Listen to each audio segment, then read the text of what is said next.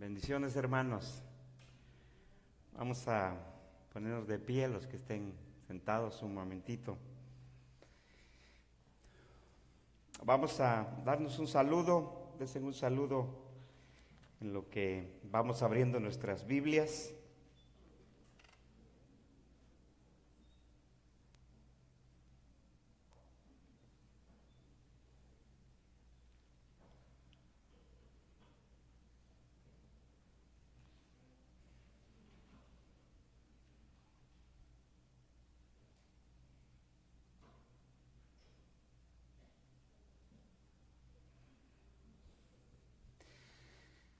Entonces, tomamos la palabra de Dios.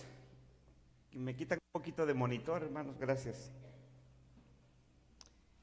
Vamos a buscar en el Evangelio según San Mateo 24. Ya estamos finalizando este estudio de este discurso del Monte de los Olivos de nuestro Señor Jesucristo. Y nos encontramos en los últimos versículos, por lo menos donde hemos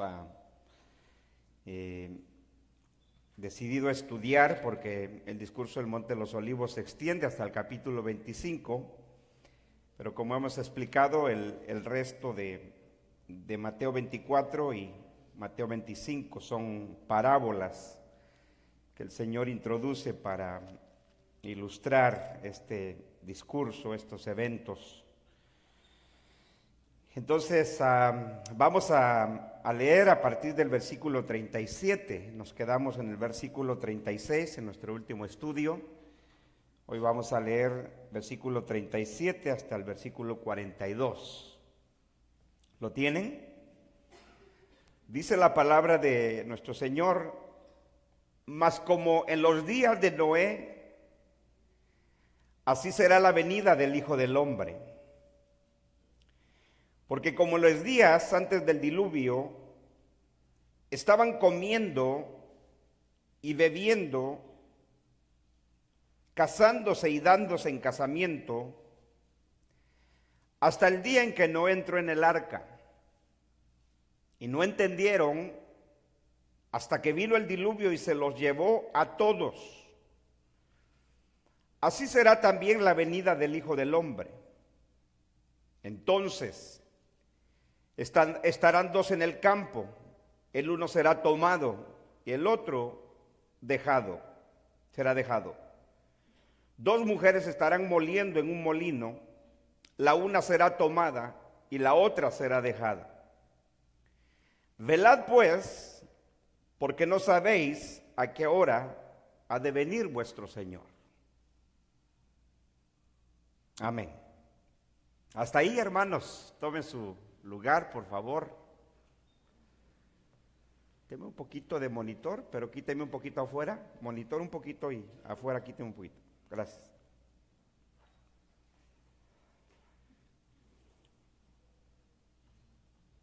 Como usted puede observar, hermanos, estamos en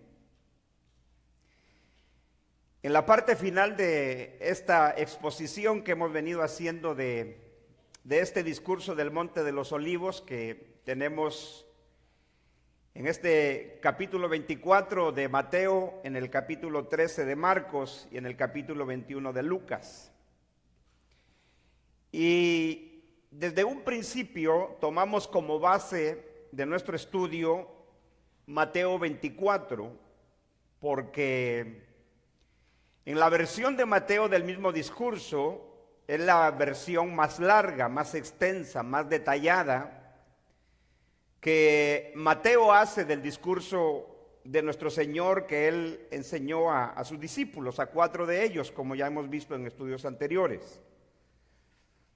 También tomamos Mateo como base porque la versión de Mateo presenta varios elementos o frases o palabras que no son mencionadas ni por Marcos ni por Lucas, de tal manera que nos hemos propuesto venir versículo a versículo para que, como hemos dicho, no quede duda de lo que estamos nosotros estudiando a través de las Escrituras. Ahora, hemos llegado a este versículo 37. Como mencionaba en el estudio anterior, la enseñanza acerca de los eventos que se darían en ese primer siglo, o por lo menos la generación a la que el Señor estaba hablando, ese discurso, esa enseñanza finalizó en el versículo número 36, porque es ahí donde el Señor realmente lo que hace es que, en el versículo 31, la última cosa que el Señor menciona sobre estos eventos es que el Señor enviaría a sus ángeles, que dijimos son sus mensajeros, los predicadores del Evangelio en el primer siglo, por supuesto los discípulos, los primeros cristianos y sobre todo los creyentes judíos que predicaron el Evangelio a todas las naciones en el primer siglo. Eso fue lo último que el Señor dijo que ocurriría, que el Señor enviaría a sus ángeles a juntar a sus escogidos de los cuatro extremos de la tierra. Entonces dijimos que a partir del versículo 32 lo que el Señor va a hacer es ilustrar con la parábola que Él introdujo, que vimos en nuestro estudio pasado, de la parábola de la higuera, para enseñarle a los discípulos que cuando ellos vieran todas estas cosas, el día estaba a las puertas. El Señor en este juicio estaba a las puertas, es decir, que esto ocurriría pronto. Hemos dicho que cuando el Señor enseña este discurso a los discípulos, lo hace en los últimos días de su vida terrenal, es decir, antes de que Él sufriera la muerte en la cruz. De hecho, fue su última enseñanza de nuestro Señor. Pero entonces, para los discípulos del primer siglo, pasaron 40 años, iban a pasar 4 décadas. Nosotros fácilmente podemos decir 40 años o 4 décadas o una generación, porque eso es lo que era más o menos una generación, 40 años. Se nos hace fácil, pero en realidad en cuestión del tiempo es bastante tiempo. Varios hermanos están con nosotros en esta congregación desde que dimos inicio a esta iglesia. Y estamos por cumplir 22 años que empezamos esta congregación. Entonces, 20 años, duplíquelo por 2, estamos hablando de 40 años. Entonces es bastante tiempo. 20 años es bastante tiempo. Entonces ahora imagínense 40 años.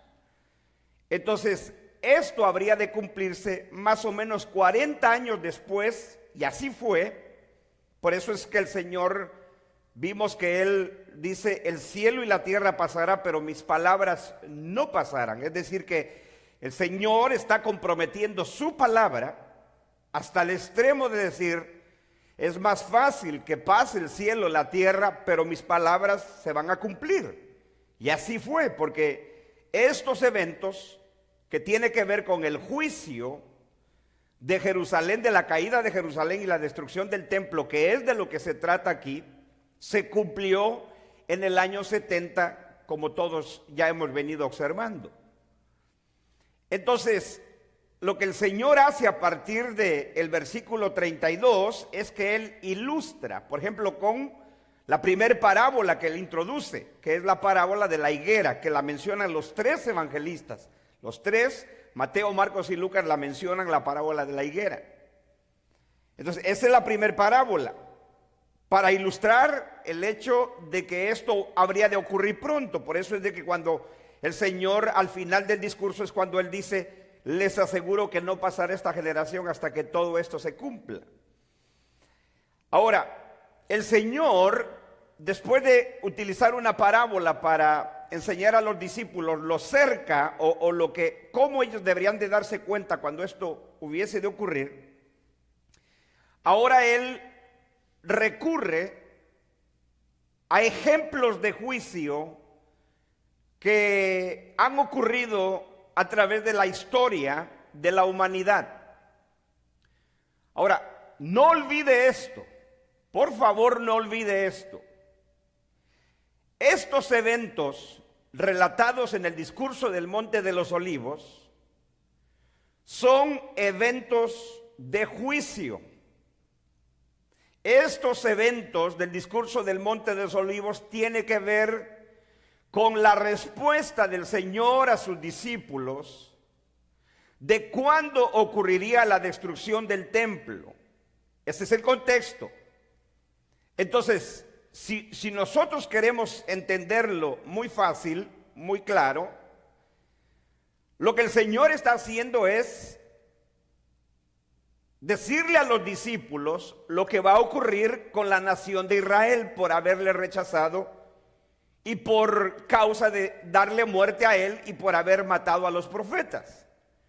Dijimos que en el capítulo 23 el Señor condena a los judíos, a los fariseos y a los escribas, que eran representantes de esa nación rebelde y apóstata. Les dijo que el Señor iba a vengar la sangre de los profetas y de los santos en esa generación. O sea, se los dijo a ellos.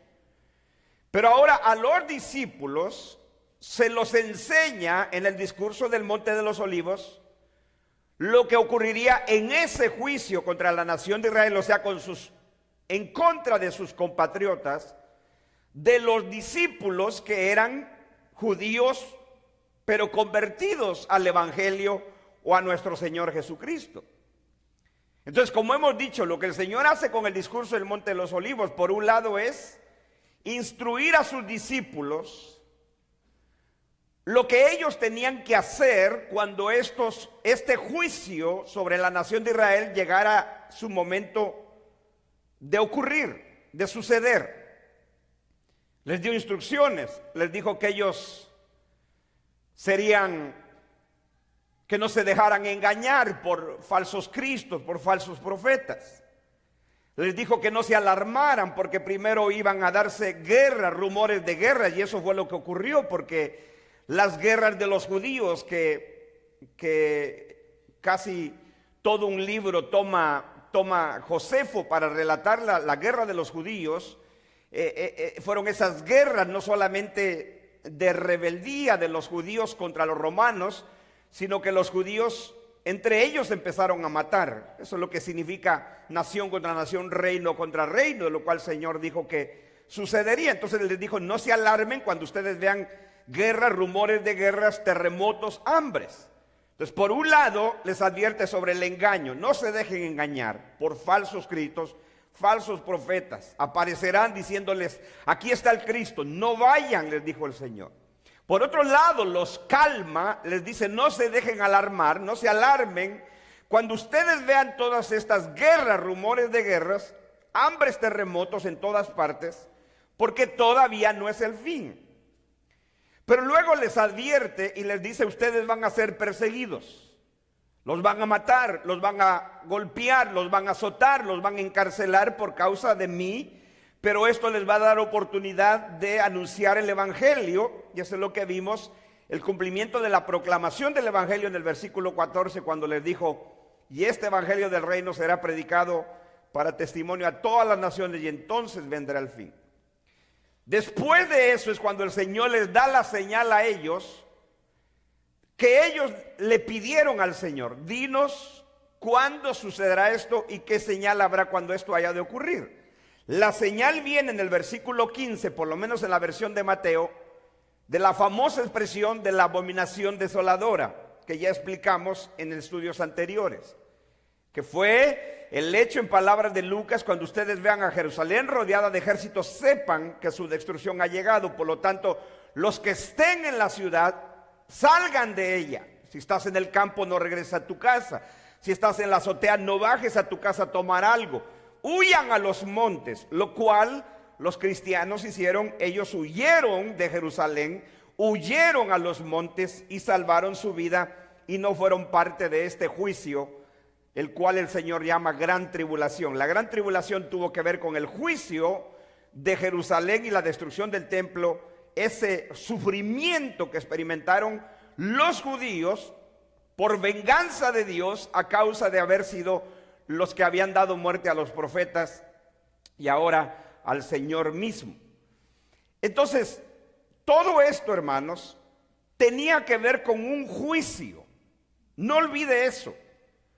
Lo que tenía que ver con los creyentes es que ellos iban a ser perseguidos. Se cumplió. Las peores persecuciones del pueblo de Dios se dieron desde la misma ascensión del Señor, cuando Él volvió a la diestra del Padre. Por 40 años, esa generación, los creyentes del primer siglo fueron masacrados, murieron, perseguidos, fueron sacados de Jerusalén, como dice el libro de los Hechos, y lo hemos visto, que la mayoría de los cristianos salieron de Jerusalén por causa de las persecuciones, fueron expatriados, o sea, sacados de su pueblo, de su tierra, pero ellos anunciaban el evangelio, dice Lucas en el capítulo 8 de Hechos, que iban anunciando el evangelio por todas partes. Eso fue lo que el Señor les dijo. Les va a dar ocasión, la persecución les va a dar ocasión, oportunidad de que ustedes prediquen el evangelio para dar testimonio a las naciones. Pero entonces el Señor le dice a ellos: cuando ustedes vean a Jerusalén rodeada de ejército, huyan a los montes. Entonces la indicación para los discípulos era que ellos, cuando vieran a Jerusalén rodeada de ejércitos, ellos tenían que huir a los montes. Ahora, aquí hay un detalle muy importante que quiero comunicarles. En el tiempo antiguo, las grandes ciudades, en este caso Jerusalén, eran ciudades fortificadas. Es decir, que se les construyó, por ejemplo, Jerusalén, cuando fue restaurada Jerusalén, no solo el templo, en los días de Zorobabel, en los días de Esdras, y luego las murallas de Jerusalén o los muros de Jerusalén por medio del liderazgo de Nehemías. Recuerde que estos muros, esta muralla que se construyó alrededor de Jerusalén, eso era lo que hacían las naciones antiguas para protegerse de sus enemigos. ¿Sí? O sea, esto de los muros no es nada nuevo. Que este presidente quiera construir un muro enorme y todo eso, eso no es nada extraño. Pero recuerde usted que es con fines de evitar la inmigración ilegal, el tráfico de drogas en este país. Pero en el tiempo antiguo, las ciudades grandes y poderosas se fortificaban por muros enormes, no solo en grosor, sino en altura. Entonces era una protección. Entonces cuando una nación o cuando sus enemigos atacaban esa ciudad, los muros servían ¿de qué? De protección. Entonces lo que la gente tenía que hacer era ¿qué? Correr a la ciudad fortificada para proteger su vida. Pero aquí viene un detalle. El Señor, en este discurso del Monte de los Olivos, les dice lo contrario a los discípulos. Lo que era normal era de que los pobladores de esa ciudad se metieran dentro de la ciudad que estaba rodeada por muros. ¿Qué es lo que el Señor le pide a los discípulos? Cuando ustedes vean a Jerusalén rodeada de ejércitos, ¿qué tenían que hacer? Salir de la ciudad y huir a los montes. Eso fue lo tremendo, que el Señor les pide lo contrario. Ahora, ¿por qué el Señor les pidió lo contrario? Porque los judíos, cuando Jerusalén fue rodeada, los judíos se encerraron en la ciudad creyendo que los muros iban a protegerle. Y fue donde se dio la más grande masacre de los judíos en el primer siglo con este juicio de Jerusalén. ¿Quiénes salvaron la vida? El pueblo de Dios, los discípulos, porque siguieron las instrucciones del Señor de huir a los montes. Esa era la instrucción para ellos. Cuando ustedes vean a Jerusalén rodeada de ejército, no hagan lo que hacen normalmente la gente para protegerse. No vayan a la ciudad. Si estás en medio de la ciudad, huye a los montes, sal de la ciudad, porque la ciudad va a ser rodeada y va a ser destruida.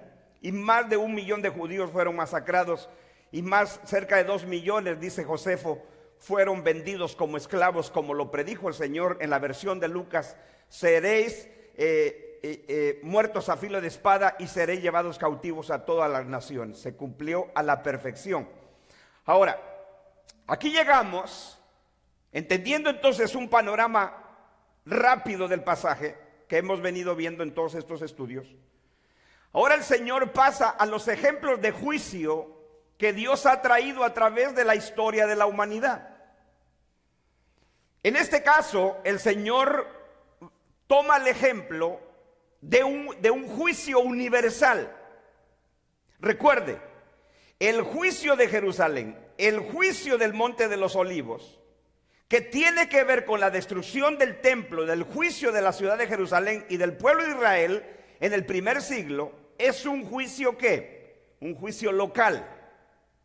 En Judea, en Jerusalén, ustedes son los discípulos del primer siglo, son la ciudad de Jerusalén, es Judea, entonces es una localidad. Este juicio, hemos explicado, no tiene nada que ver con nada mundial, como lo interpretan los que tienen la postura futurista. Todo es local. Esto ocurriría en Jerusalén y eso no hay duda. Aquí están las expresiones: Judea, Jerusalén. Cuando ustedes vean a Jerusalén rodeada de ejércitos, huyan a los montes. Entonces, esto no tiene nada que ver con nada mundial. Por eso, en las palabras de Mateo, o por lo menos las palabras originales que se usaron, cuando en nuestras Biblias se traduce mundo, ya dijimos que muchas veces es el término griego oikumene, que era el imperio romano, era hasta donde el imperio romano dominaba en esa época de su imperialismo. Entonces, cuando el Señor pasa este ejemplo de juicio que ha ocurrido, o sea, es como si el Señor estuviera diciendo: esto es tan seguro que ocurra como fue el juicio del diluvio, porque eso es lo que el Señor hace. Después de haber tomado el ejemplo de la parábola, ilustrar para que los discípulos estuvieran alertas, dice: cuando ustedes vean la higuera, cuando ustedes ven la higuera que reverdece y sus ramas están tiernas, sepan que el verano está cerca. Así también ustedes, cuando vean todas estas cosas, sepan que el tiempo ha llegado y que está a las puertas. Entonces era mantener a los discípulos alertas. Por eso Él les dice: el día y la hora nadie la sabe. Porque el Señor quería que ellos estuvieran alertas por 40 años. Ellos deberían de estar alertas por una generación. Entonces ahora el Señor pasa a un ejemplo de juicio que ha ocurrido en la historia humana, que es el día del diluvio. Vamos a leerlo, versículo 37.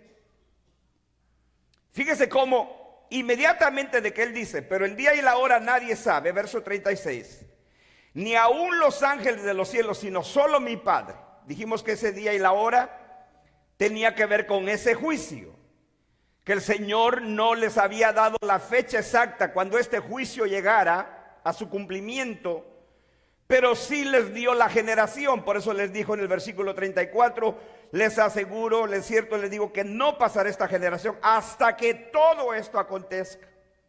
Ahora, versículo 37 dice: mas como en los días de Noé. Note la expresión, mas como en los días de Noé. Entonces, el Señor está recurriendo a un ejemplo de juicio, pero este juicio fue a escala mundial. Nadie, por lo menos en todos los comentaristas y todos los eruditos bíblicos que yo he leído y he escuchado, nadie niega, a menos que alguien sea de teología liberal, pero nadie niega que el diluvio se dio a escala mundial. O sea, fue un juicio sobre la humanidad entera de los días de Noé. Nosotros no sabemos exactamente cuándo se dio el diluvio. La manera de ubicarnos es que la Biblia nos dice que fue en los días que Noé vivió. Noé, entonces nosotros tenemos muchas referencias a la persona de Noé en el Antiguo Testamento como en el Nuevo Testamento. Entonces, este diluvio se dio a nivel mundial.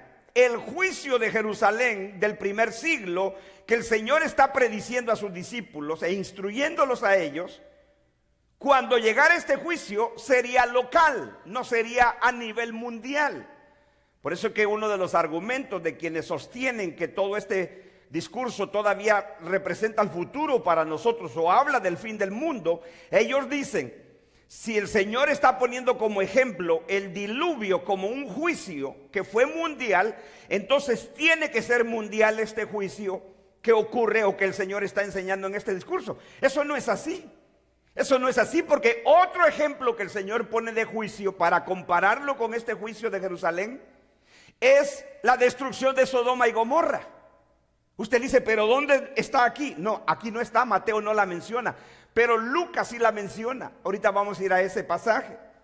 Entonces, el juicio de Sodoma y Gomorra no fue mundial, fue sobre 2 ciudades. Entonces, el argumento de nuestros hermanos futuristas es de que si el Señor está poniendo como ejemplo el diluvio, que fue un juicio mundial, que estamos de acuerdo, tanto futuristas como preteristas, de que fue un juicio mundial, pero no podemos argumentar de que por eso el juicio que aquí se menciona en el discurso del Monte de los Olivos tiene que ver con algo mundial, porque no tiene que ser algo mundial. El Señor está hablando del juicio sobre Jerusalén y la destrucción del templo. Lo único que el Señor está diciendo es como en los días de Noé. Ahora, el Señor nos va a decir cómo eran los días de Noé, cuando vino el diluvio, este juicio del diluvio. Versículo 38, 7. Mas como en los días de Noé, dése cuenta que aquí no tenemos fecha, no tenemos, simplemente nos dice en los días. ¿Qué significa? En los días que Noé vivió. Este antepasado llamado Noé, dice, pero mas como en los días de Noé, así será. Ahí está la comparación. El Señor está comparando ahora 2 juicios. El juicio del diluvio en los días de Noé lo está comparando con el juicio de Jerusalén que vendría en esa generación, donde muchos de los discípulos estarían vivos todavía. Por eso es que el Señor, ya vimos otros pasajes cuando les digo, les aseguro que algunos de los que están aquí no verán la muerte hasta que hayan visto venir al Hijo del Hombre en su reino. Entonces esos pasajes encajan perfectamente con las palabras del Señor: no pasará esta generación hasta que todo esto se cumpla. Ahora, el Señor compara entonces el juicio del diluvio, de lo que ocurrió en los días de Noé, con, en palabras de Mateo, ya hemos de recordar que Mateo es uno de los 3 evangelistas que usa más el término la venida del Señor. ¿Sí? Eso no lo olvide. Eso es básico para entender las Escrituras. Esos son principios hermenéuticos básicos. En la versión de Mateo, él es el que más frecuentemente en este discurso utiliza el término la venida del Señor. Pero ya hemos explicado que esta venida del Señor no es una venida literal, física del Señor, sino que es una venida en juicio. Así como ya lo explicamos en versículos anteriores, como cuando hablaban los profetas en el Antiguo Testamento: el Señor viene, oh Egipto, viene en una nube ligera. Entonces es una figura retórica que se usaba para cuando Dios venía a juzgar una nación. Por lo tanto, cuando Mateo frecuentemente en su versión del discurso del Monte de los Olivos dice la venida del Señor o la venida del Hijo del Hombre, no está hablando otra vez de su segunda venida, de su venida literal, física, sino que es esta venida para juzgar a Jerusalén. Por eso es de que la compara con el día del juicio del diluvio. Mas como los días de Noé, verso 37, así será la venida del Hijo del Hombre. La venida del Hijo del Hombre. Por eso Lucas, que menciona este ejemplo de Noé o del diluvio, Lucas no utiliza el término venida del Hijo del Hombre. Lucas lo que dice: así será el Hijo del Hombre en su día. En su día. No lo menciona en este discurso del Monte de los Olivos Lucas, pero Lucas lo menciona anteriormente en el capítulo 17. Por eso vaya conmigo usted a Lucas 17, porque ahora eso es lo que vamos a hacer. Vamos a comparar 2 pasajes.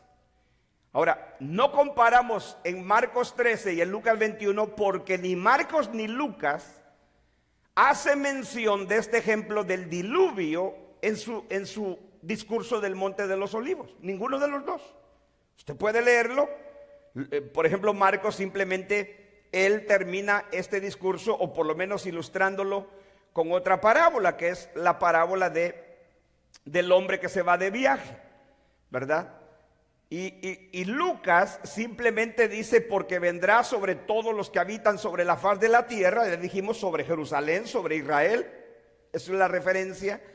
Dice, mas velad en todo tiempo, dice Lucas, orando para que tengáis fuerza para escapar de todas estas cosas que están por suceder y podáis estar en pie delante del Hijo del Hombre. Entonces el Señor, a través de la versión de Lucas, lo que Lucas está diciendo es que el Señor les dice, ustedes oren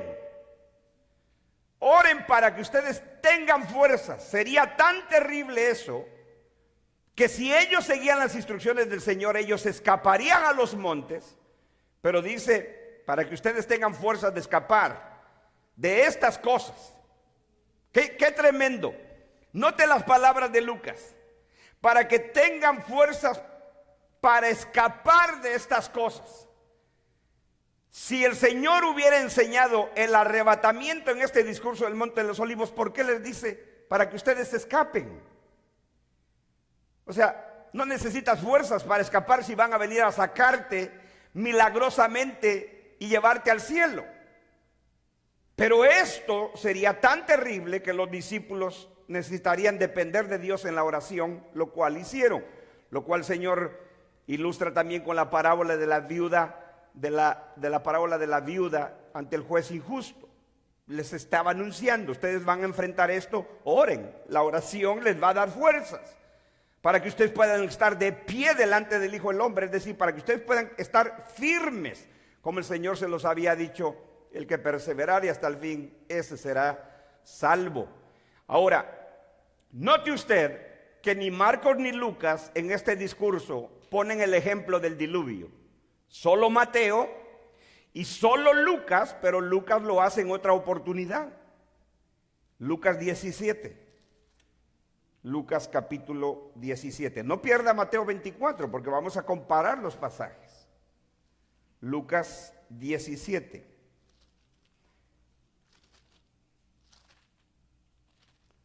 ¿Lo encontraron? Fíjese. Dice, versículo 20 de Lucas 17. Preguntado por los fariseos, o sea, Lucas nos dice que los fariseos le hacen una pregunta al Señor. Es muy importante, ¿con quién está hablando? Dice, preguntado por los fariseos, ¿cuándo había de venir el reino de Dios? O sea, le preguntan al Señor Jesús, Jesús, ¿cuándo va a venir el reino de Dios? Le respondió y dijo, el reino de Dios no vendrá con advertencia. No vendrá con advertencia. Ni dirán helo aquí, helo allí, porque aquí el reino de Dios está entre vosotros. ¡Qué tremendo! Ellos le dicen al Señor, Jesús, ¿cuándo va a venir el reino de Dios? Ellos siguen esperando el reino de Dios. Y Jesús les dice, no va a venir el reino de Dios con advertencia, es decir, con nada visible, nada externo que les haga creer a ustedes que el reino de Dios ha llegado. ¿Por qué? Porque el reino de Dios ya está entre ustedes, les dice Jesús. ¿Sí nota usted el argumento del Señor? Ellos esperaban que el reino de Dios viniera majestuoso, poderoso, como venía el reino de los seres humanos, con poder militar, con fuerza, con poder. Pero Jesús les dice, el reino de Dios no vendrá con advertencia. ¿Por qué? Porque si ustedes no se han dado cuenta, el reino de Dios ya está entre ustedes. Y cuando Él se refiere a que el reino de Dios está entre ustedes, ¿a qué se refiere? A que Él ya estaba presente con ellos. El rey ya estaba presente con ellos. Por lo tanto, ellos seguían esperando el reino cuando el rey ya estaba en medio de ellos. Que no lo habían reconocido, esa era otra cosa. Dice, ni dirán helo aquí o helo allí, porque aquí el reino de Dios está entre vosotros. Versículo 22. Ahora el Señor cambia de audiencia. Oiga esto, nota el cambio. La pregunta de cuándo vendría el reino de Dios, ¿quién la hace? Los fariseos. Le responde a los fariseos, pero ahora pasa y se voltea con los discípulos. Ahora es enseñanza para los discípulos. A los fariseos, a los escribas ya respondió su pregunta, ¿cuándo viene el reino de Dios? Les dice, el reino de Dios no vendrá con advertencia, ni dirán helo aquí o helo allí. El reino de Dios ya está entre vosotros. Pero ahora se voltea con los discípulos. Ahora cambia de audiencia y dice, y dijo a sus discípulos. ¿Cuán importante es entender eso, hermanos? Eso es básico cuando uno lee la Biblia. Eso es básico, hermano. Eso es básico. Lamentablemente lo ignoramos frecuentemente. Y dijo a sus discípulos, tiempo vendrá. Aquí ya no está hablando con los escribas o los fariseos. No, con sus discípulos. Dijo a sus discípulos, tiempo vendrá cuando desearéis, le dice a sus discípulos, ver uno de los días del Hijo del Hombre y no lo veréis. En otras palabras, ¿a qué se refería el Señor cuando le dice a sus discípulos? Va a llegar el momento en que ustedes van a desear uno de los días del Hijo del Hombre. Él se refería a él mismo. ¿Pero a qué día se refiere? A esos días cuando estaba con ellos. El Señor aquí les va a comunicar que esos días cuando estaba con ellos se van a terminar, porque lo van a matar. Entonces por eso les dice, ustedes va a llegar el día en que van a desear uno de los días del Hijo del Hombre. Cuando yo estaba con ustedes, cuando nosotros simplemente tenemos que leer los evangelios y ver cuando los discípulos fueron llamados por el Señor y estaban con Él prácticamente las 24 horas del día, comían juntos, dormían en el mismo lugar juntos, el Señor hacía los milagros, las sanidades, todo eso. Por lo tanto, los discípulos estaban maravillados con la vida y ministerio del Señor Jesús. Y ellos fueron creyendo en Él poco a poco. Por eso dice, el Señor hacía esto y ellos creían en el Señor, confiaban en Él. Entonces, cuando el Señor sabe que está el momento para llegar el día de su muerte y que también Él va a ser quitado de ellos para volver al Padre, les dice a los discípulos, va a llegar el día en que ustedes van a desear uno de los días del Hijo del Hombre. Pero entonces, ¿qué dice aquí? Dijo a sus discípulos, tiempo vendrá cuando desearéis ver uno de los días del Hijo del Hombre y no lo veréis. O sea, se acabaron esos días. Pero aquí viene la advertencia. Y esto que menciona Lucas acá tiene que ver con el discurso del Monte de los Olivos. Por lo siguiente, versículo 23. Os dirán. ¿A quiénes les dirían? ¿Con quién está hablando el Señor? Con los discípulos. Dice, os dirán, helo aquí, helo allí. ¿Cuál era la instrucción para ellos? En otras palabras, el Señor les dijo, cuando se acaben esos días en que yo esté con ustedes, eso es lo que Él llama, desearéis ver uno de los días del Hijo del Hombre. El Señor les dice, cuando ya no se acaben esos días, cuando yo ya no esté con ustedes, les van a decir a ustedes, aquí está tu Señor, está allá en el desierto, sal a verlo. ¿Qué dice el Señor? No vayan, no vayan. Es la advertencia que el Señor le hizo en el discurso del Monte de los Olivos, que no se dejaran engañar cuando les dijeran, el Cristo está en el desierto, está en los aposentos, no vayas, no vayan. No sé si usted sigue el argumento. Y os dirán, helo aquí, helo allí, no vayáis, ni lo sigáis, ni los sigáis. O sea, la gente misma trataría de engañar a los discípulos diciendo, tu Señor, tu Maestro está en el desierto, tu Señor está en los aposentos, aquí está allá, ve. No vayas, no vayas. Eso es lo que ocurre cuando una persona pierde a otra, ¿verdad? Eso es lo que se llaman momentos de crisis. No sé si a usted le ha pasado. Otro día yo hablaba con una hermana es que los niños a veces se pierden de la vista de uno. A nosotros nos pasó con Gami, cuando Gami estaba chiquito. Fuimos a una tienda y de repente, así en cuestión de segundos, ya no estaba ahí. Y lo buscas ahí cerca y no está, y entra el estado de crisis, de asustarte. ¿Y dónde está, hermano? De tiendas, de todas partes han secuestrado niños, los han asesinado, los han violado. O sea, por eso uno nunca debe dejar solos a los niños. Un consejo: nunca deje ir a los niños solos a un baño público. Aquí en la ciudad de Oceanside, en la década de los 90, un hombre mató a un niño en un baño de ahí de la playa. O sea, uno no debe, por prudencia, no deje ir a sus niños solos al baño o en una tienda, o que anden solos. Pero me recuerdo que Gami lo que hizo fue que se escondió debajo de un pedestal que cuelga ropa y se metió ahí abajo. Para él era un juego, pero para nosotros fue un momento de crisis, porque uno se asusta, ¿no es así? Entonces, en esta crisis, de este juicio, los discípulos podían caer en esa crisis.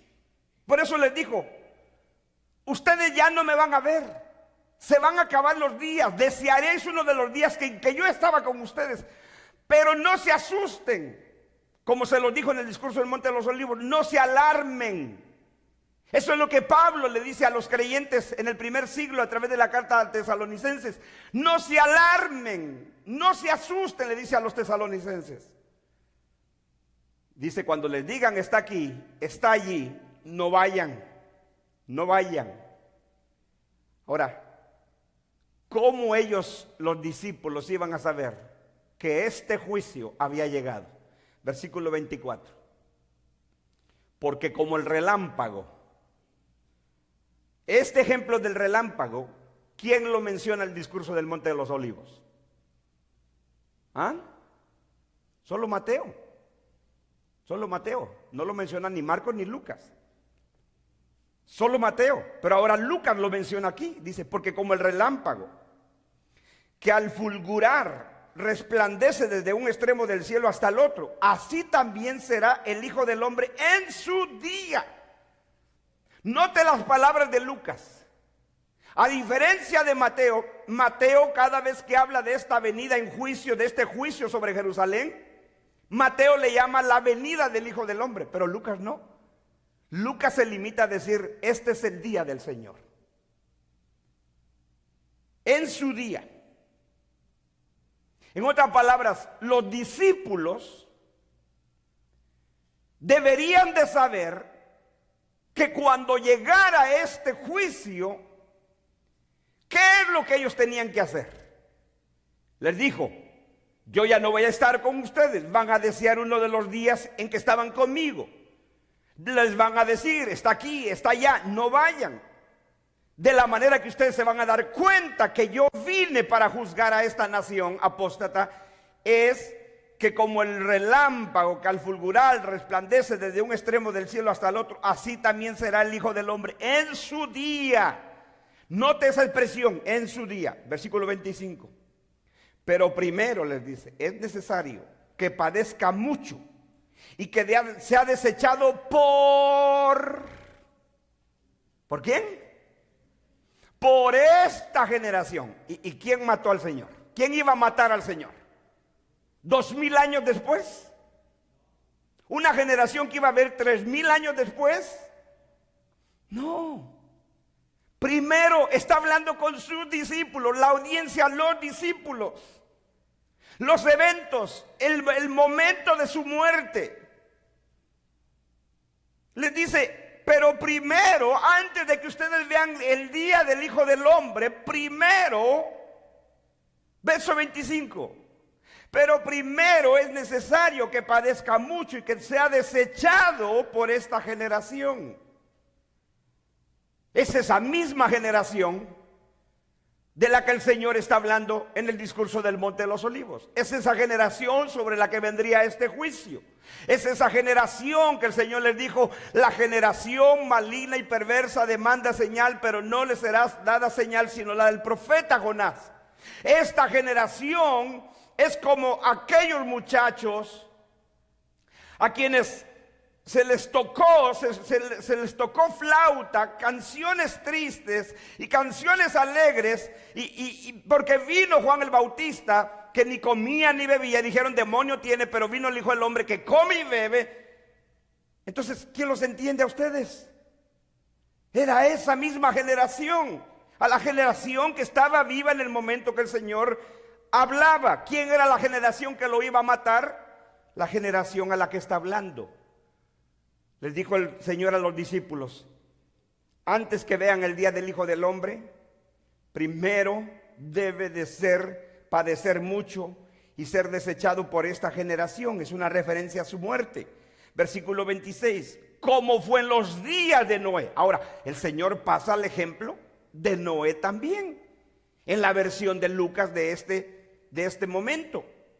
Como fue en los días de Noé, así también será en los días del Hijo del Hombre. Otra vez, Lucas no le llama la venida del Hijo del Hombre. ¿Lo nota?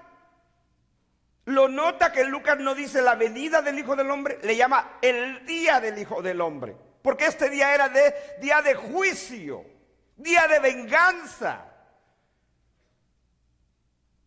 Y Lucas simplemente dice los días del Hijo del Hombre. Así como en los días de Noé, así será también los días del Hijo del Hombre. ¿Qué pasaba en los días de Noé? Comían, bebían, ¿qué más?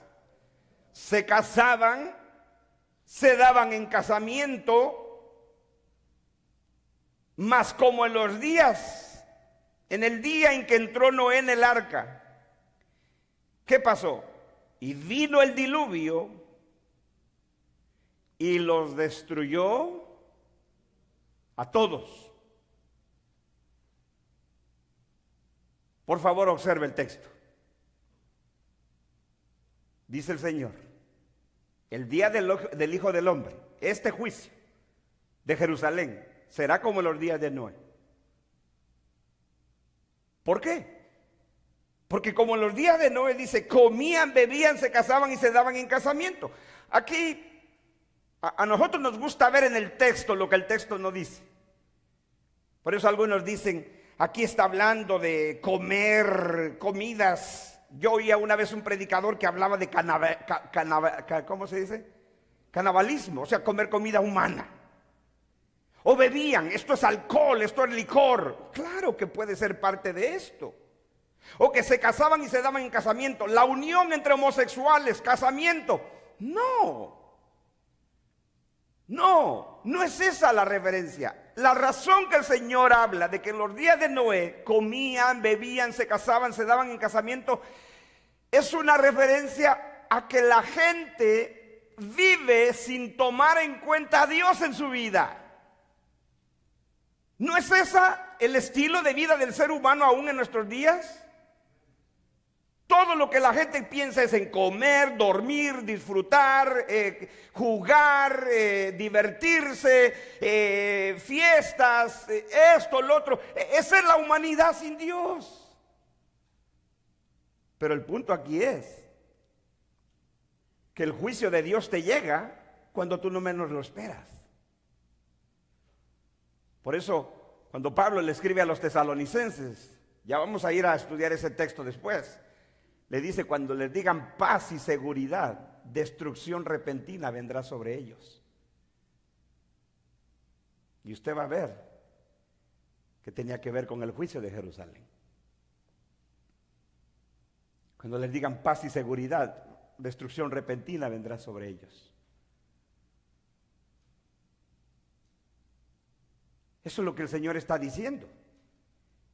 Que la gente, el ser humano no ha cambiado. El ser humano no ha cambiado. El ser humano, cuando el ser humano no tiene en cuenta a Dios, no le importa nada. No le importa nada. Come, bebe, se casa, fiesta aquí, fiesta allá, vamos ahora aquí, nos invitaron allá, vamos para allá, no nos perdemos ni una fiesta porque tenemos que estar en todas. Mira que ahora allá, mira que esta feria allá, es todo lo que hace. ¿Tiene algo de malo ir a una fiesta? ¿Tiene algo de malo de ir a una feria? ¿Tiene algo de malo comer, beber, casarse? No. El problema es cuando Dios no es el Señor de tu vida. ¿Sí? Eso es lo que en la versión de Lucas del discurso del Monte de los Olivos, esas son las palabras de Lucas. Estad alerta, no sea que vuestro corazón se cargue de disipación y embriaguéis y las preocupaciones de la vida, y aquel día venga súbitamente sobre vosotros como un lazo. Versículo 34 de Lucas 21, del discurso del Monte de los Olivos. Esa es la advertencia aquí, que los discípulos deberían de observar el estilo de vida de los seres humanos, de sus compatriotas en aquella época. Van a estar tranquilitos, disfrutando de la vida, pero no saben que así fue como les ocurrió a la gente en los días de Noé. Estaban todos, dice, comiendo, bebiendo, casándose. Yo les conté, ¿verdad?, de alguien que subió un video de un hermano americano que predicó en Las Vegas, le predicó a la gente mientras entraba en ese concierto donde ocurrió la masacre. Y mi hijo me preguntó, ¿hay algo de malo solo por la música? No, es que no era solo la música. No era el problema la música. El pecado no era que ellos iban a oír música country, la gente. El pecado es la borrachera. La gente ya iba borracha, muchos de ellos, mientras entraban ahí. Y este hermano, como lo hacen muchos hermanos que predican en el strip de Las Vegas, le dicen a la gente, Jesucristo va a juzgar a este mundo. Un día tú vas a dar cuentas a Dios, arrepiéntete de tu pecado. Predican fielmente el evangelio. Eso es lo que este hermano hacía. Le digo yo que en este video se ve cuando estos borrachos vienen, uno de ellos abraza a ese hermano americano que está predicando y se burla de él. La policía tuvo que venir a quitárselo de encima. Digo, en primer lugar, qué valor de ese hombre para enfrentarse a toda esa gente borracha y todo eso. Pudieron haberlo golpeado, matado o algo, ¿no? Pero esa gente que iba a ese concierto, nadie de ellos imaginaba que iba a ser su último día. Nadie. El juicio de Dios te llega de repente. Y cuando tú no tienes en cuenta a Dios, tú vives a tu manera. Uno cree que la vida del hombre consiste en trabajar 8 o 10 horas, ahorrar dinero, hacer dinero, comprarse cosas, vestirse bien, fiestas, ir a comer, y uno puede pensar que eso es la vida. Pero todo eso, sin Dios, es vano. ¿Y de qué te servirá todo eso? Dice el Señor, ¿de qué te servirá haber acumulado tanto en el mundo, en la vida, si vas a dar cuentas a Dios? Eso es lo que el Señor está diciendo aquí. Este juicio sobre Jerusalén los tomaría de sorpresa, de tal manera, ellos ignoraron, los judíos ignoraron cuando el Señor les dijo que ellos pagarían la sangre de los profetas y que vendría sobre ellos la sangre de los justos. Lo ignoraron, totalmente lo ignoraron, pero los discípulos no deberían ignorarlo, y ellos no lo ignoraron, escaparon a los montes y salvaron su vida.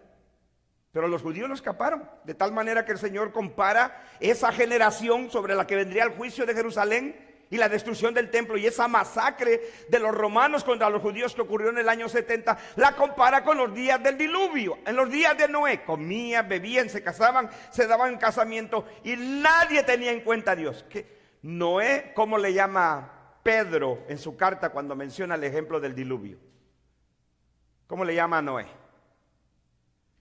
Predicador de justicia, pregonero de justicia, dice la Reina Valera. ¿Qué hacía Noé mientras construía el arca? Predicaba. Arrepiéntanse, el Señor va a destruir el mundo con un diluvio. No había llovido en el mundo todavía. Por eso no lo creían. No lo creían porque no había llovido en el mundo. Arrepiéntanse porque Dios va a destruir el año. Y año tras año ahí estaba el pobrecito Noé. Y no había convertidos. Si mis que mis queridos pocos evangelistas que tenemos aquí, no nos desanimemos. Es más, por todos esos años que Noé predicó, no tuvo ningún convertido. Ninguno. Pero ¿qué hizo? Fue fiel en predicar el mensaje de Dios. Eso es todo. Fue fiel. Fue fiel. Usted y yo caemos en la misma categoría de los impíos cuando nos olvidamos de la responsabilidad que tenemos de anunciar el evangelio. Comemos, bebemos, nos casamos.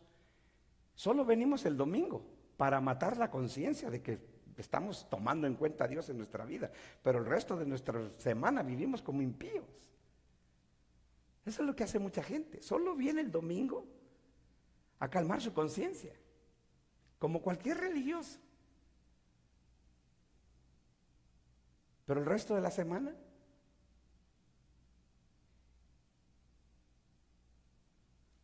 entonces el Señor está diciendo, los días de este juicio, la generación que va a recibir este juicio se parece a la gente que vivió en los días de Noé. Comían, bebían, se casaban y se daban en casamiento.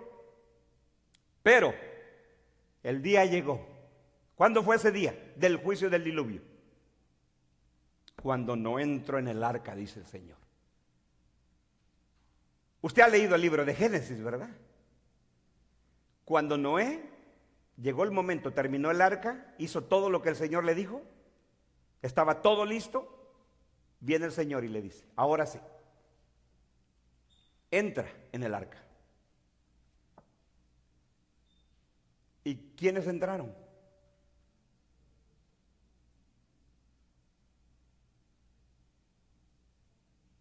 Judas nos dice cuántas personas eran. 8. ¿Quiénes eran? Noé, su esposa. Noé tuvo 3 hijos, los 3 estaban casados, las nueras creyeron, 8 personas entraron. ¿Cuántos se salvaron? 8. ¿Cuántos perecieron? Todo el resto. Pero note usted como el Señor dice que vino el diluvio y los destruyó a todos. Por eso la palabra es importante entenderla. Todos no siempre significa absolutamente todos. 8 se salvaron, el resto pereció. Pero el Señor dice se los llevó a todos. Escuche por favor. Comían y bebían, se daban en casamiento hasta el día en que entró Noé en el arca. ¿Quién cerró la puerta del arca? Dios. El libro de Génesis dice que Dios se encargó de cerrar la puerta. ¿Por qué? Eso nos habla de que cuando Dios es paciente, espera que el hombre se arrepienta, pero llega el momento que se terminó el día de la paciencia. Eso es lo que Pablo dice en Romanos capítulo número 2. La paciencia de Dios debe de guiarte al arrepentimiento. Y no decir, bueno, no ha pasado nada. No ha pasado nada, no ha pasado nada. Sigue así. Sigue así.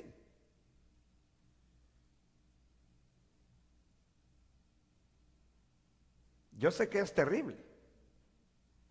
Y yo sé que quienes decimos esto nos tildan de crueles y de malos. Pero cuando Dios juzga, trae juicio sobre las personas, es cuando menos lo espera.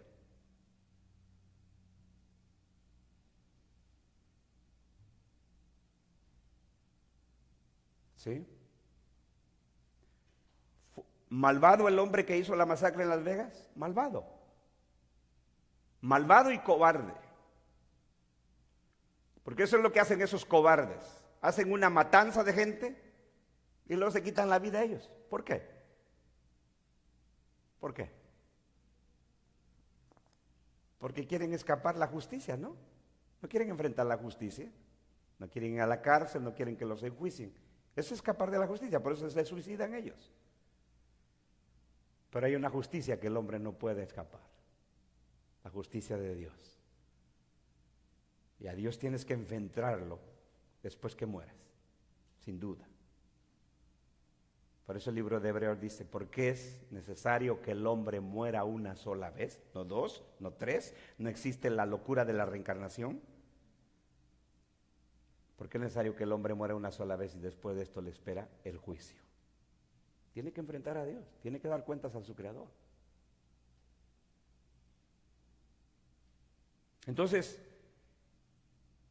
cuando no entro en el arca, dice el Señor, ¿qué ocurrió? Vino, verso 27, ¿me sigue? Vino, ¿qué vino? El diluvio, esta palabra diluvio, se puede traducir también como inundación, porque la palabra original en el hebreo puede traducirse diluvio, inundación. O sea, es una gran inundación, porque eso fue lo que ocurrió. No solo el diluvio, el término diluvio habla de ese aguacero que cubrió los montes, que todo ser vivo quedó muerto, sino que habla de una inundación. Ahora yo le pregunto a usted, nosotros lo hemos visto, no nos ha tocado, por misericordia de Dios, por soberanía de Dios, no nos ha tocado una inundación aquí en California, o por lo menos en este condado de San Diego, nosotros no hemos visto una gran inundación, como ocurrió en el huracán en Texas hace poco, y los huracanes que se están dando en diferentes lugares del mundo. Pero ¿qué es lo que usted ve cuando ocurre una inundación? Cuando llueve mucho. ¿Qué es lo que usted ve? Que se lleva todo lo que encuentra. La corriente de las aguas se lleva todo lo que encuentra. Casas, carros, gente. Es que la fuerza del agua es impresionante. Es impresionante. Y entonces el Señor eso es lo que está diciendo. Vino el diluvio y los destruyó a todos. Los destruyó a todos. ¿A todos quiénes? A todos los que no creyeron y no creyeron a la proclamación del evangelio por medio de Noé, pregonero de justicia. No se arrepintieron y no se volvieron a Dios, perecieron todos, fueron destruidos. ¿Qué usó Dios para destruirlos? El diluvio. Se los llevó a todos. Ahora, aquí, póngame atención. ¿Qué dice Lucas que hizo Dios con el diluvio? Los destruyó a todos. Ahora, por favor, no pierda ahí, vuelva a Mateo 24. Mateo 24. Porque aquí viene el punto del estudio de hoy.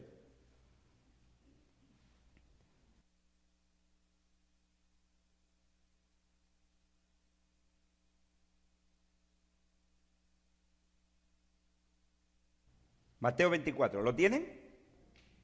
Otra vez, versículo 37. El mismo ejemplo del diluvio de los días de Noé.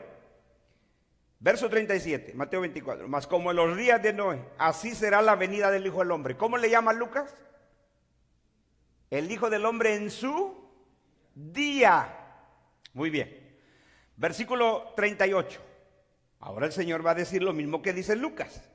Porque como en los días antes del diluvio, estaban comiendo, bebiéndose, casándose y dándose en casamiento, hasta el día en que Noé entró en el arca. Lo mismo. Es el pasaje paralelo de Lucas 17, versículo 39. Y no entendieron. ¿Quiénes no entendieron?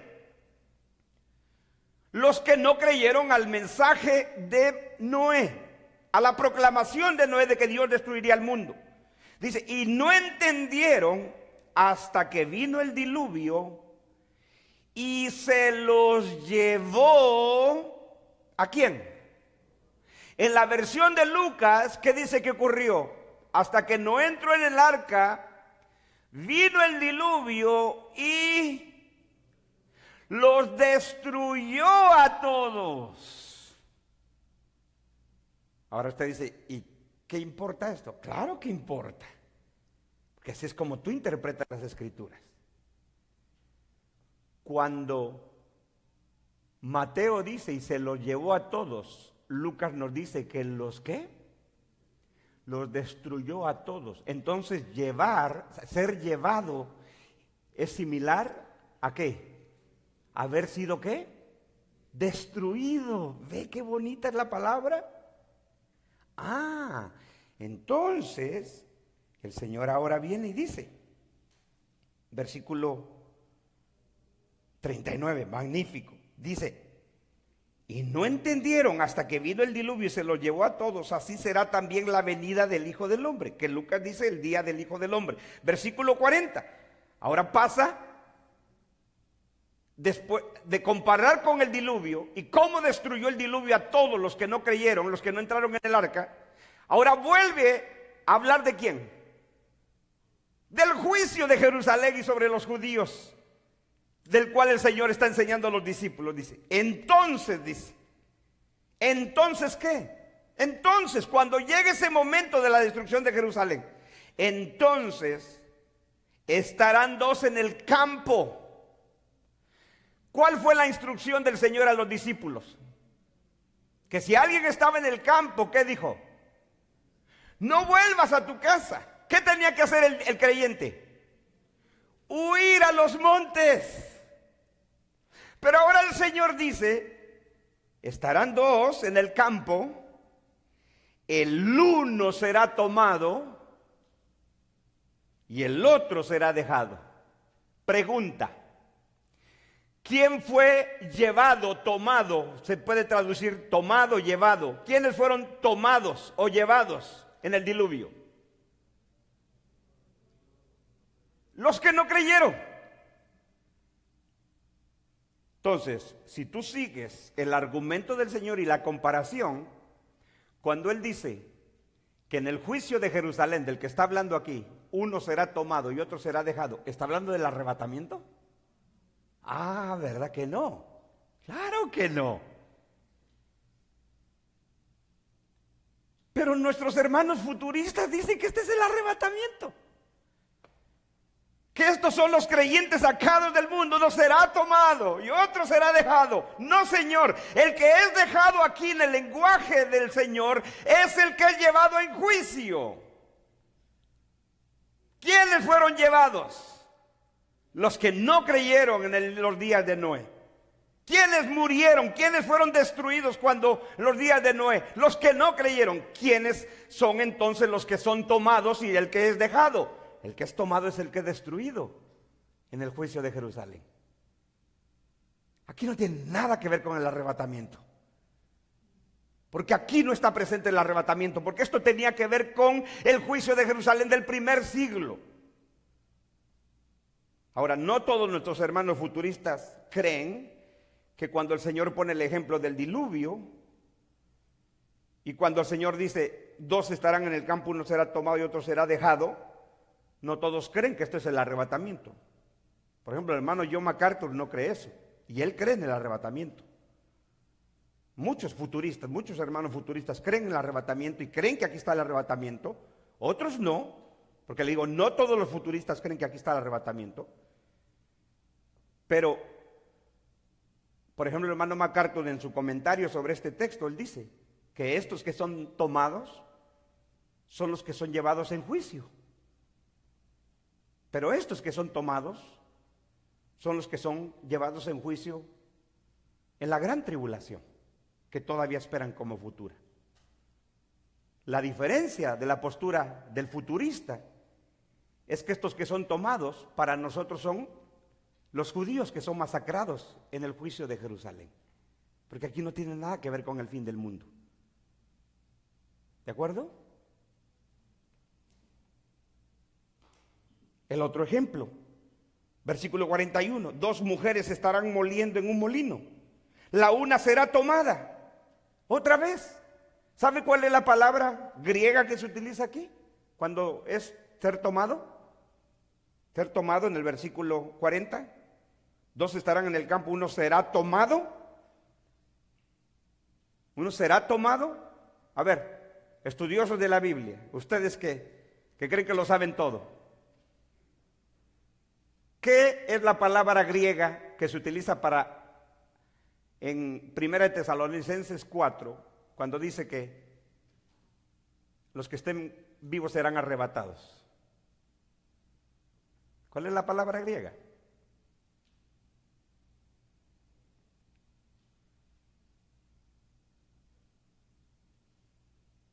¿Cuál es la palabra griega que traduce arrebatamiento? Como no responden, asumo que no saben. Es la palabra arpazo. Arpazo.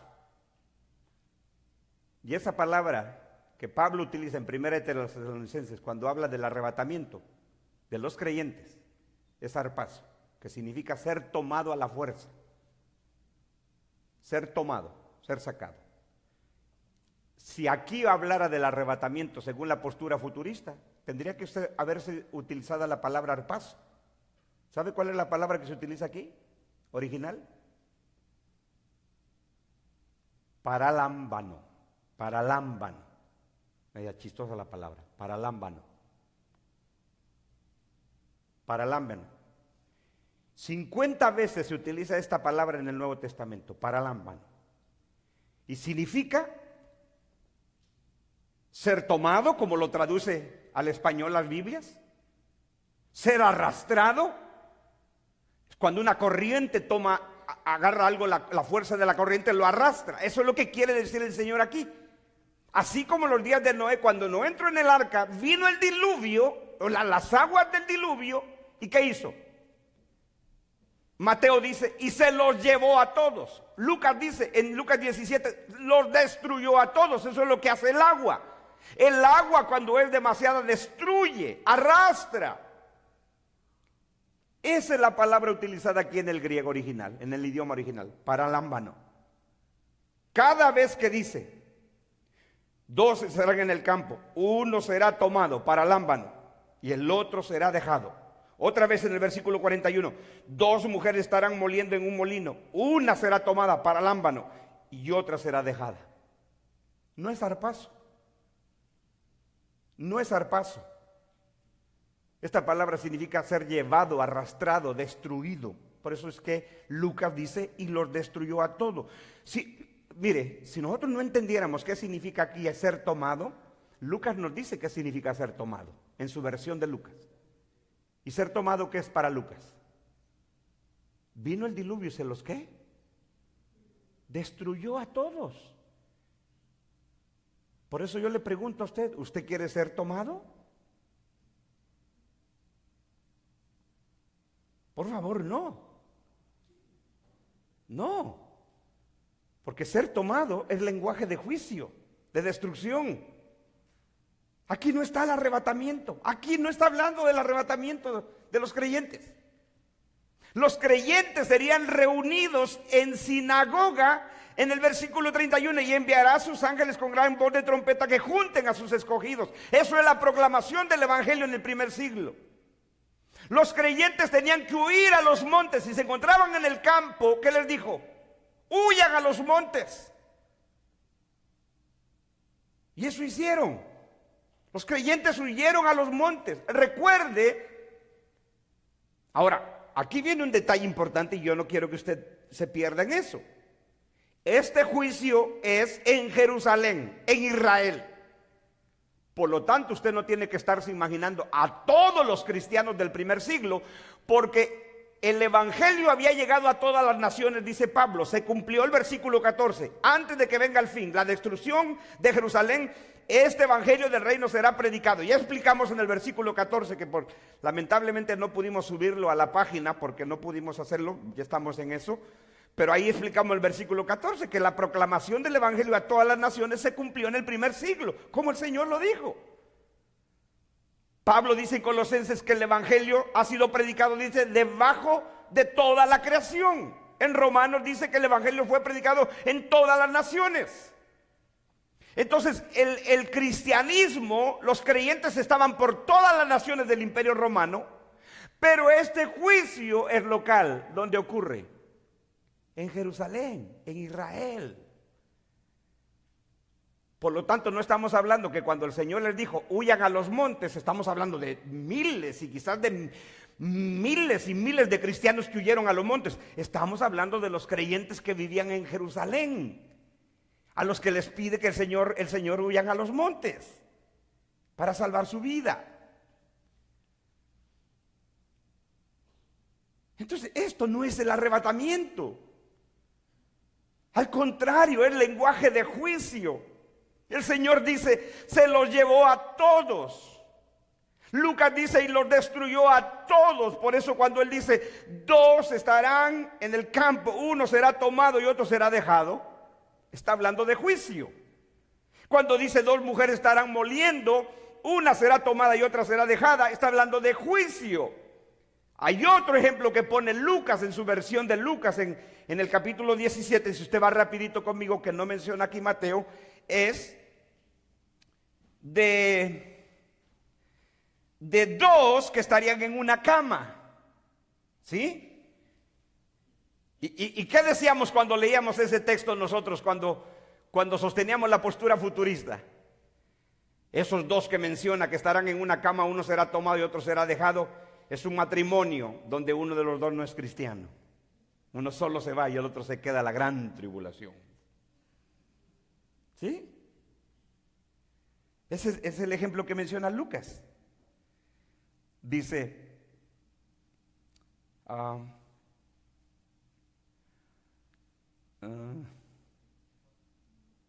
qué? Dice, 34, sí, amén. Dice, os digo que en aquella noche, en ese día cuando llegue el juicio, vamos a leer lo que nos resta aquí de Lucas, por favor. Entonces dice, versículo 27, comían, bebían, se casaban y se daban en casamiento hasta el día en que entró Noé en el arca, vino el diluvio y los destruyó a todos. Entonces el término ser llevado, uno es tomado y otro dejado, en versión de Mateo dice, vino el diluvio y se los llevó a todos. Es destrucción, ¿correcto? ¿Le queda duda? Si le queda duda, espéreme al final, le doy otro estudio en privado. Otras 2 horas, por si usted quiere otro tormento de 2 horas. Uno será tomado y otro será dejado. Entonces Lucas dice, así también, vino el diluvio y los destruyó a todos, versos 27. Verso 28, así mismo, ahora el Señor, pero Lucas nos dice que el Señor pone otro ejemplo de juicio, de otro juicio, pero este juicio es local. ¿Por qué local? Porque no fue a nivel mundial como el diluvio, ¿correcto? Dice, asimismo sucedió también en los días de Lot. Comían, bebían, compraban, vendían, plantaban, edificaban. Todo lo que el Señor está haciendo es comparar el estilo de vida pagano, sin Dios, secularista, del ser humano que no tiene en cuenta a Dios, que Dios no es su Señor y su Salvador. Vive, su tiempo es su tiempo, el hombre es soberano de su propia vida.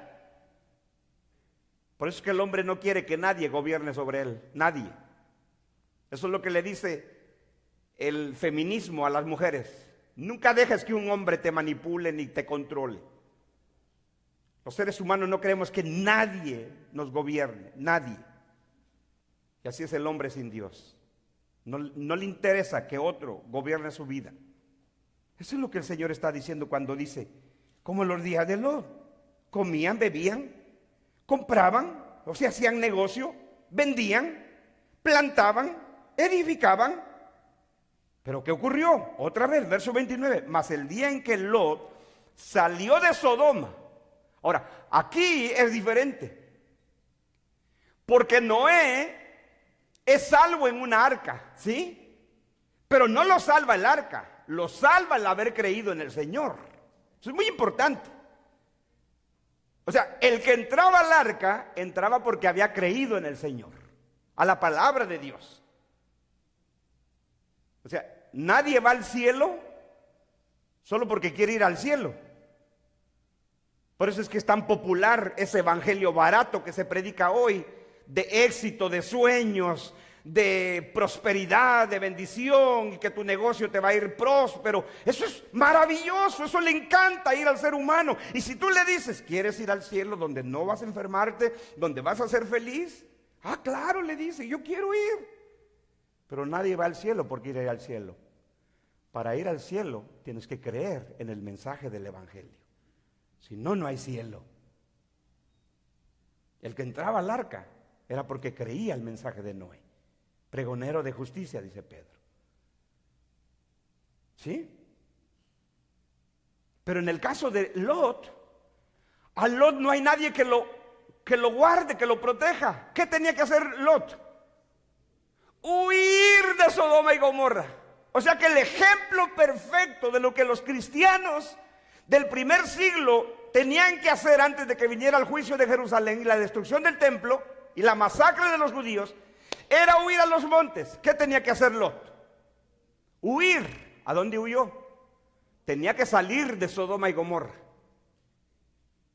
Y ya estaba el juicio de Dios por venir, que el ángel, Dios tuvo que mandar un ángel. Lea Génesis. Dios tuvo que mandar un ángel y le dijo, apresúrate. Ya me imagino yo Lot, ya Lot estaba mayor. Camina rápido, pero no sale. Le dice, apresúrate. Tan es así que el juicio fue tan repentino que el ángel le dice, vete a esta ciudad que está aquí cerca. Se llamaba Zoar la ciudad, era una ciudad pequeña. De hecho, Zoar significa eso, pequeño. Huye ahí, le dijo, porque si no te va a caer el fuego. Y Noé ahí salvó su vida, en Zoar. Si el Señor estuviera hablando de arrebatamiento, hubiera sido sencillo. ¿Para qué huyes si te van a sacar de la tierra? Tú vas a volar hacia el cielo. ¿Para qué? Tuvo que entrar en el arca, Noé, su familia. Lo tuvo que huir, correr, apresurarse. Y el Señor pone el ejemplo, que no les pase lo de la mujer de Lot. Porque esta mujercita, ¿qué hizo? Dice, versículo 28, así mismo sucedió en los días de Lot, comían, bebían, se compraban, vendían, plantaban, edificaban, mas el día en que Lot salió de Sodoma, llovió del cielo fuego y azufre, literal, eso fue literal, aquí no es simbólico, cayó fuego y azufre y los destruyó a todos, otra vez el término destrucción, otra vez, los destruyó a todos. Versículo 30, así será el día en que el Hijo del Hombre se manifieste. Lo que Mateo llama el día de la venida del Hijo del Hombre. El día que el Hijo del Hombre se manifieste, dice Lucas. ¿Se recuerda lo que le dijo a los discípulos en este pasaje? Llegarán días en que ustedes van a anhelar uno de los días del Hijo del Hombre, que yo estuviera con ustedes, pero se van a acabar. Les van a decir helo aquí está ya, no vayan. Pero ustedes van a saber cuando yo venga, cuando ocurra este juicio, es que yo he venido. Ese será mi día. Así será el día en que el Hijo del Hombre se manifieste. Versículo 31, en aquel día. O sea, antes de que Él se manifieste, en aquel día, o en aquel día que Él se manifieste, porque es un juicio, es un castigo. En aquel día, el que esté en la azotea, otra vez, lo que dice en el discurso del Monte de los Olivos, ¿qué tenían que hacer ellos? El que esté en la azotea y sus bienes en casa, no descienda a tomarlos. ¿Sí? Si un creyente bajaba por sus pertenencias, ¿qué podía pasar? Le caía el juicio, la destrucción. Si estaba en la azotea, ¿qué tenía que hacer? No volver por sus pertenencias. Sí, huir. Dice, en aquel día el que esté en la azotea y sus bienes en casa no descienda a tomarlos. El que esté en el campo, ¿qué dice? Así mismo no vuelva atrás, o sea, no regrese a su casa. Eso significa volver atrás. La gente iba al campo, trabajaba en el campo, regresaba a su casa. Usted lo sabe, ese es el estilo de vida del campo. La gente va a trabajar al campo, trabaja unas horas y regresa a su casa. Eso es lo que el Señor está diciendo. Si tú estás en el campo, no regreses a tu casa. Huye, huye. Entonces cuando Él dice, dos estarán en el campo, uno será tomado y otro será dejado, no habla del juicio sobre los creyentes, porque ellos iban a huir. Habla sobre los judíos. Porque en el juicio de Jerusalén, no todos los judíos fueron masacrados. Más de 1 millón fueron masacrados. Cerca de 2 millones fueron vendidos esclavos, pero quedó gente en Jerusalén. No todos murieron. Por eso el Señor dice, uno será tomado, otro será dejado. No es que el Señor está hablando 50 y 50. Está poniendo el ejemplo de lo que ocurriría. En aquel día, dice el que esté en la azotea y sus bienes en casa. ¿Con quién está hablando aquí? Con los discípulos. Está instruyendo a los discípulos cuando ellos tenían que huir. En aquel día, el que esté en la azotea y sus bienes en casa no descienda a tomarlos. El que esté en el campo, asimismo no vuelva atrás. Les dice ahora, les pone otro ejemplo. Acuérdense de la mujer de Lot.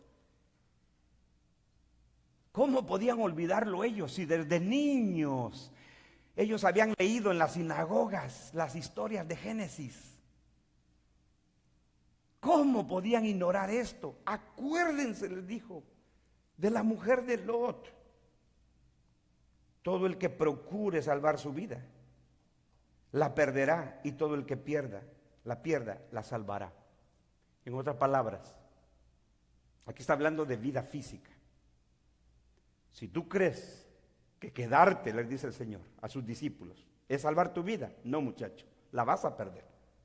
Porque otra vez, el Señor instruye a los discípulos lo contrario a lo que hacía la gente cuando un ejército atacaba su ciudad. Se encerraban en la ciudad porque tenían los muros. El Señor les dice a los discípulos, salgan de la ciudad. Eso es lo que les está diciendo cuando le dice, si tú procuras salvar tu vida, la vas a perder. Pero si tú la pierdes, si tú le quitas valor a tu vida física, y honras mis instrucciones, tú la vas a salvar. Eso es lo que está diciendo el pasaje. ¿Sí? Acordaos de la mujer de Lot, todo el que procure salvar su vida. ¿Y por qué pone el ejemplo de la mujer de Lot? Porque el libro de Génesis dice que cuando ellos vienen saliendo de Sodoma y Gomorra, la mujer de Lot voltea atrás a ver la ciudad. En otras palabras, vuelve su vista atrás porque le dolió lo que estaba dejando. Su corazón de esta mujer estaba en Sodoma y Gomorra, no estaba en las instrucciones de Dios. No estaba en vivir para Dios, estaba en la tierra, en Sodoma y Gomorra. ¿Y qué hizo Dios? Trae juicio sobre ella y la convierte en estatua de sal. Esa sí que quedó salada para siempre, ¿no? En estatua de sal. ¿Sí? ¿Ve lo que hace Dios? Por eso les dice a sus discípulos, acuérdense de la mujer de Lot. Todo el que procure salvar su vida la perderá, y todo el que la pierda la salvará. Os digo que en aquella noche, o sea, en esa noche de juicio, estarán dos en una cama. Este es el ejemplo que Lucas menciona y que Mateo no menciona en capítulo 24 de Mateo. El uno será tomado, el otro será dejado, pararámbalo. Versículo 35, dos mujeres estarán moliendo juntas, la una será tomada, la otra será dejada. Dos estarán en el campo, el uno será tomado, el otro será dejado. Ahora, por si nos queda una duda, que si estos que son tomados y dejados, ¿usted cree que se refiere al arrebatamiento? Está demostrado bíblicamente que aquí no está hablando del arrebatamiento, que no tiene nada que ver con el fin del mundo, ni el fin de la era cristiana, porque la era cristiana no tiene fin. Está hablando del juicio de Jerusalén, que los que son tomados son los que son llevados en juicio, los que son dejados quizás los que permanecieron sin haber sido masacrados, pero no está hablando de los creyentes. Aquí, los que... Ahora, podría presentarse la idea de que alguien diga, el que es tomado, ya demostramos bíblicamente que es el que es llevado en juicio, el que es arrastrado en juicio, el que es masacrado en juicio. Ese es el ejemplo. Pero ¿qué es del que es dejado? ¿Son los creyentes? No, tampoco son los creyentes. Porque los creyentes huyeron a los montes, ¿no es así? No pierda eso. Por eso los discípulos, cuando el Señor les pone el ejemplo del diluvio, de Sodoma y Gomorra, de la mujer de Lot, Y les dice, uno será tomado, otro será dejado en la cama, uno será tomado en el campo, otro será dejado, uno será tomado en el molino, la otra será dejada. Los discípulos le preguntan, Señor, ¿dónde va a ocurrir eso? Versículo 37. Y respondiendo le dijeron, o sea, los discípulos, sigue hablando con los discípulos. Le dijeron, ¿dónde, Señor? O sea, como diciéndole, Señor, ¿dónde va a ocurrir esto de que unos serán tomados, otros será dejado? ¿Dónde va a ocurrir esto? ¿Qué les dice el Señor? Él les dijo, donde estuviere el cuerpo, allí se juntarán también las águilas. ¿Dónde iba a ser el lugar donde uno será tomado y otro será dejado? Respuesta, ¿dónde, Señor? Donde estuviera el cuerpo, ahí se juntarán las águilas. ¿Qué significa eso? Estas mismas palabras las dice Mateo. Regrese a Mateo 24 conmigo. Mateo 24.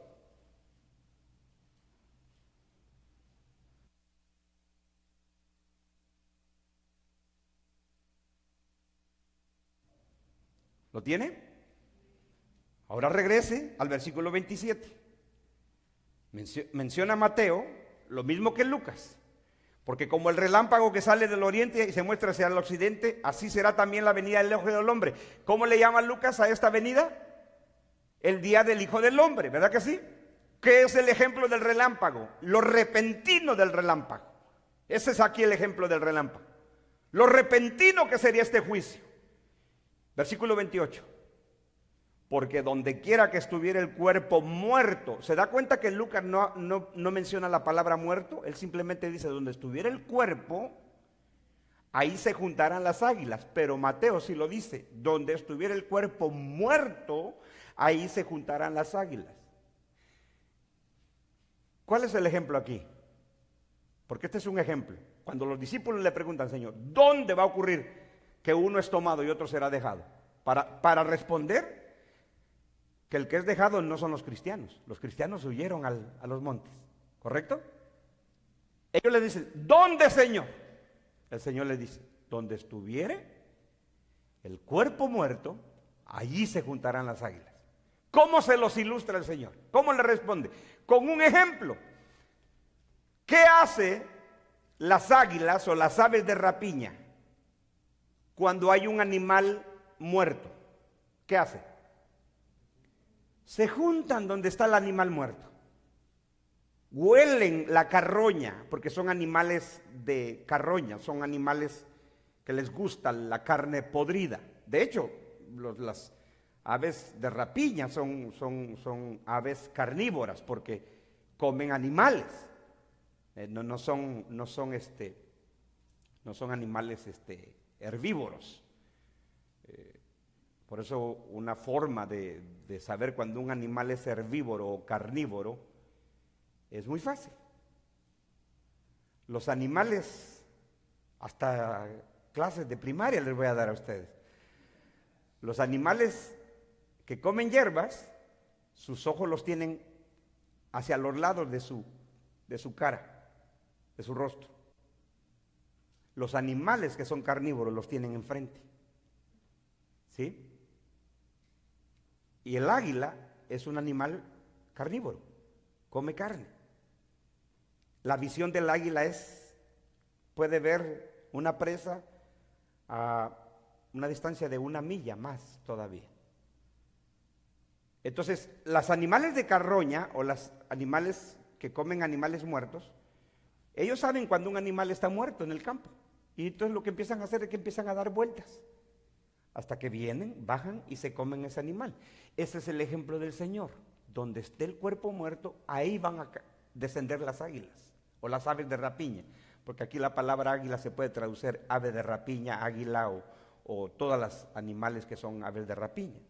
Ahora, ¿qué tiene que ver esto con este juicio? Vaya conmigo a Deuteronomio. Deuteronomio, por favor. Capítulo 28.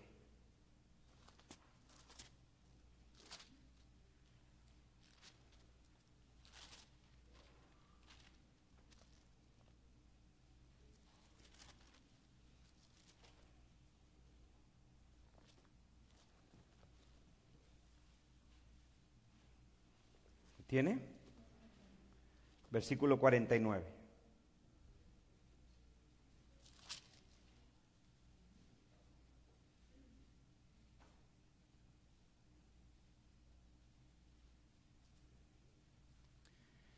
Si usted lee el contexto en su casa, el Señor está hablando, advirtiendo a su pueblo, Israel, es lo que se llama aquí las maldiciones por la desobediencia, las bendiciones por la obediencia. Es lo que el Señor le está diciendo a Israel cuando está en el desierto camino a la tierra prometida. ¿Sí? Porque Moisés vuelve a repetirles la ley que les había dado en el libro de Éxodo, o sea, cuando salieron de la esclavitud de Egipto. Por eso se llama el libro de Deuteronomio, porque es como una segunda ley, porque el libro Deuteronomio, eso significa dos o segunda, y luego la otra palabra es ley, segunda ley, pero no es que le está dando otra ley, sino que les está repitiendo la ley de Moisés o la ley que Dios les dio cuando salieron de la esclavitud de Egipto en el desierto, pero esa generación no había oído, esta generación ahora no había oído la ley originalmente, entonces se le repite. Y lo que hace es que le está dando las bendiciones por obedecer a Dios y la maldición por la desobediencia. Recuerde que maldición no significa estar maldito, como lo entiende la gente el día de hoy. Maldición en las Escrituras significa ser castigado, recibir un juicio, un castigo por desobedecer la ley de Dios. Eso significa maldición. Entonces Dios le está diciendo, si tú me obedeces, estas son las bendiciones. Si tú me desobedeces, estas son las maldiciones. Y entre una de ellas estaba esto. Versículo 49. Versículo 37, leamos un poquito el contexto. Dice, por cuanto no serviste a Jehová tu Dios con alegría y con gozo de corazón por la abundancia de todas tus cosas, servirás por tanto a tus enemigos. O sea, como diciéndole Dios a su pueblo, si tú no me sirves a mí de corazón, vas a servir a tus enemigos. Dice, servirás por tanto a tus enemigos que enviaré. ¿Quién iba a enviar esos enemigos contra de Jerusalén, de Israel? Yo, dice el Señor. Servirás por tanto a tus enemigos que enviará Jehová contra ti con hambre y con sed y con desnudez y con falta de todas las cosas, y él pondrá yugo de hierro sobre tu cuello, o sea, esclavitud, hasta destruirte, le dice a Israel. Versículo 49, Jehová, otra vez, ¿quién haría esto? Jehová traerá contra ti una nación de lejos, del extremo de la tierra, que vuele como águila, nación cuya lengua no entiendas. ¿Lo entiende? ¿Lo entiende o no lo entiende? ¿Qué Dios le está diciendo al pueblo de Israel? Si tú me desobedeces, tú no me sirves a mí, vas a servir a tus enemigos, y yo voy a traer a tus enemigos. Lo voy a traer con hambre, con destrucción. Y ese enemigo que yo voy a usar será una nación de lejos. Y esa nación vendrá sobre ti como ¿qué? Como águila. O sea, como ave de rapiña, para destruirte. Por eso cuando el Señor pone el ejemplo del águila donde está el cuerpo muerto, los discípulos le preguntan, Señor, ¿dónde, Señor? O sea, ¿dónde uno será tomado y otro será dejado? Donde esté el cuerpo, ahí se juntarán las águilas.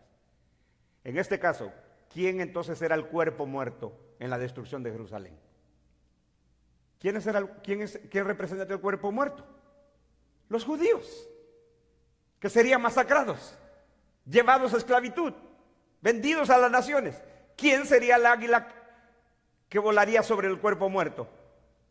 Los romanos, liderados por el general Tito, que destruyó Jerusalén.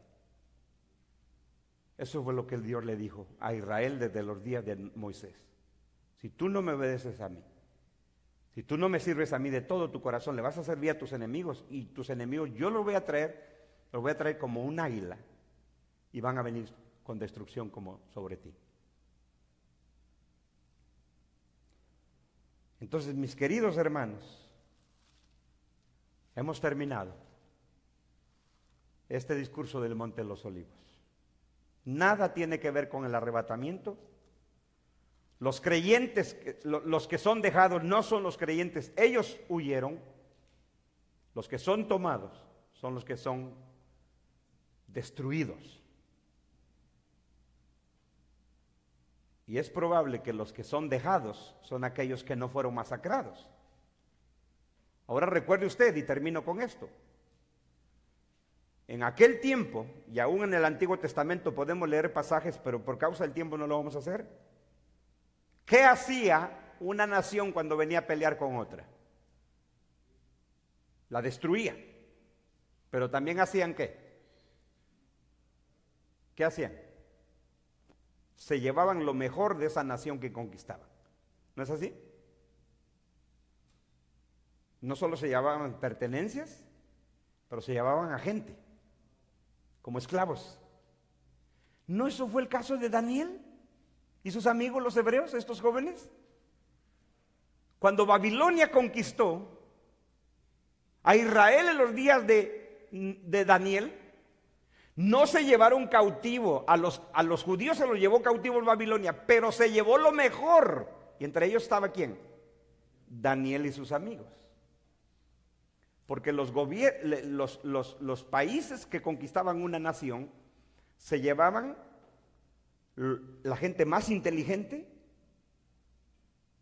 aunque usted no lo crea, pero se llamaban los más guapos, las mujeres más bonitas, y a veces dejaban lo más feo. Y nadie se sienta aludido, porque aquí todos se ven espectaculares.